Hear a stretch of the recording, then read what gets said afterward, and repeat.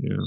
And the only thing that I've seen that's worked so far, and as much as I don't want to give credit towards somebody that I don't think represents the United States, but like direct payments for people, and this idea that at the beginning of 2020, like only a certain percentage of United States citizens thought that UBI would be a way to stem the flow of poverty, but now um with Andrew Yang that like dropped out of his campaign, and like now there are like mayors for a universal income. Like, do you think this could be maybe a solution?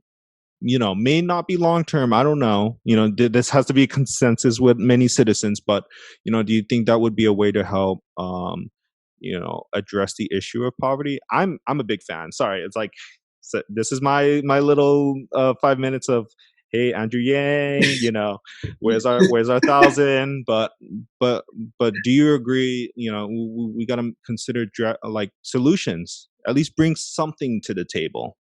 Absolutely. I do think we need to talk about this and consider it. And honest to goodness, when I first heard, I had not heard about Andrew Yang until, I don't know, about 18 months ago. Mm-hmm. And I was sitting on a friend's front porch talking with some neighbors, and one of the neighbors brought up Andrew Yang and his idea of universal basic income. And I'm like, whoa, that'll never fly in this country. I can't even imagine a candidate being out there, talking about universal basic income. And then I heard him speak. I went to the California Democratic Convention and I heard him speak, and he was very compelling.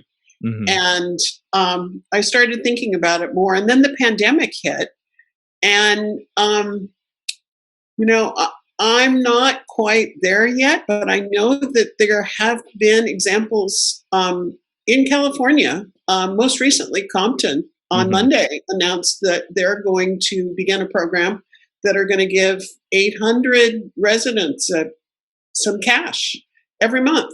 And I'm interested in seeing what the results of that are. But also, I know the community of Stockton in California, part of the sort of Northern California farming area that went bankrupt. And it was incredibly hard hit in the last recession. And just, I think it was in 2019, they began a program to hand out money to a smaller number of residents. That program, I think, began in February of 2019, early in 2019 anyway, and it just recently concluded.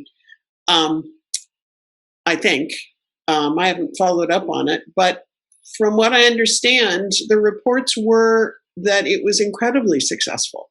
That the concerns that people, mostly Republicans, express, that it incentivizes people not to work, were not true. It gave folks a cushion, something that they could get their feet, under them again, and figure out ways of meeting their family's needs. Most of that money went to food. Something like 40% of the money that Stockton distributed to its, small group of people went to pay for groceries. And I think there was a small percentage that went to retail expenditures, and I can't remember what the rest of it was used for, but it wasn't squandered, which is, I think, what we hear, from folks. Yeah, that's like the easy argument, right? Yeah. And one of the things when not the podcast, but when the pandemic started to happen, and like this idea of direct payments and UBI started to become more kind of like in vogue, is that what I would tell the friends is that, we built an economy surrounding on this idea that we are consumers and we consume, and when like literally the job market that like let us get an income is gone, then who is left to give us money to consume, at these restaurants and at these, stores, to buy clothes, and to get groceries? It's like, who's left that still has money to get us out of a situation of like desperation? And one of the arguments that our Andrew Yang says is that if you make it available that people cannot think about where their next meal is coming from, then they can actively, critically think about what their next steps are to get them out of that situation. And to hear that 40%, more than 40% of that expenditure is for food, it makes me remember that it's like, in terms of poverty, it's like food insecurity is one of the biggest issues that I think we face too, in terms of how, like, in one of the most wealthiest developed nations, we still have people that are very much hungry and living on the margins.